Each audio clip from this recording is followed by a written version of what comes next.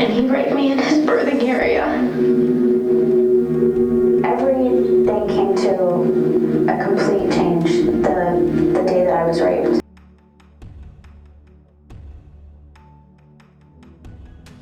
In the general public, 1 in 9 women and 1 in 33 men will be sexually assaulted during their lifetime. And with college-age women, particularly 1 in 4 women will be the victim of a sexual assault during their term on campus. I believe the statistics are about 80% are not reported. So a very small percentage of sexual assaults are reported, and by reported we mean reported to law enforcement or to the hospital or to us, so that services can be provided to them. Your first reaction after that happened? I got in my car and sped off, and I called my cheerleading coach. Did you report it? If so, why? When I got to the hospital, I then reported it, and because I wanted to put him away. We have many cases in which a friend is involved in the reporting and in the supporting of the victim from the very beginning, because a woman particularly is very likely to tell her best friend what has happened to her. And if she's in a state of trauma or a state of shock, the friend may be the person who is the calm person and can advise the victim. For example, someone who's been sexually assaulted should not drink anything, they should not take a shower, they should not change their clothes, they should go to the emergency room to have a sex crimes kit taken, and very often having somebody go with them and advise them along the way is really important in that reporting piece. In my case, I wasn't going to say anything at all. I wasn't going to go to the hospital, and then my best friend and my coach had talked me into it because it could happen to anybody. And if it does happen, you need to tell, because so it doesn't happen to somebody else, because it's not a good feeling whatsoever. I can't get over it. I still don't believe that it happened to me, and I think that's the only way I'm going to have to get over it, is like actually believing that it happened, because I don't want to believe that it happened. It is not the victim's fault when they're sexually assaulted.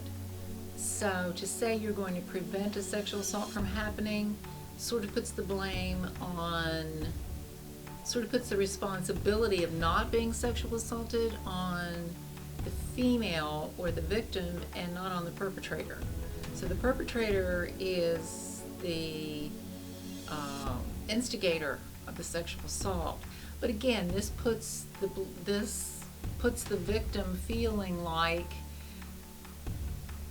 it's her job to prevent this from happening, when we should be talking about talking to the perpetrators of sexual assault to keep them from preventing from doing the sexual assault, and not putting all of the emphasis on the victim preventing it. Can you tell the camera exactly what he did to you? Well, we were in his house, and we were talking, and then he tried to kiss me. And when he tried to kiss me, I pulled away. And he kept trying to, so just to get him off of me, I kissed him back. And then he tried to finger me. And after I pushed him off, I was in my cheerleading uniform, so he ripped my tights off. And he went down on me and said, I asked him to stop, and after I asked him to stop, he was like, "Let me do this, you deserve this after everything that I've put you through." And that's when I started crying, and I was begging and pleading and yelling at him to stop. And then when he stopped that, he got on top of me and went inside of me, and it just went back from there. He bit my eyebrow, my cheek, my chest, and my leg. When he bit my eyebrow, he busted it open, and I had blood down my face. I had a bruise on my cheek, and it had blood built up in it, and same with my leg. Okay. Does the situation come by your mind often to this day? Yes, very often. And I think what bothers me the most about it is that he could have taken my life because he had a knife at the end of the bed, and he had threatened to slice my throat if I didn't shut up. And he threatened to blow the side of my mouth out if I didn't stop screaming as well. Tell me your best advice to tell students about the situation, to let students know about the situation. To be aware and to try to do anything that they can do on an individual level to dispel this rape culture, this victim blaming. You know, you shouldn't have been out so late. Maybe you shouldn't have worn that skirt, or perhaps you shouldn't have been out drinking, or, you know, just dispel some of the myths that are, you know, associated around rape, and to try to, you know, bring it to light and try to get rid of some of the embarrassment and the shame that victims often feel. What do you think students should know about sexual assault, or how it can be prevented in your case? Well, anytime that you say no and they continue, it's sexual assault. And then the best way to prevent it is don't be around anybody when they're drunk. If they do drugs, that was another part of mine, and I just found that out recently. And just be cautious of who you hang out with, who you're getting involved with.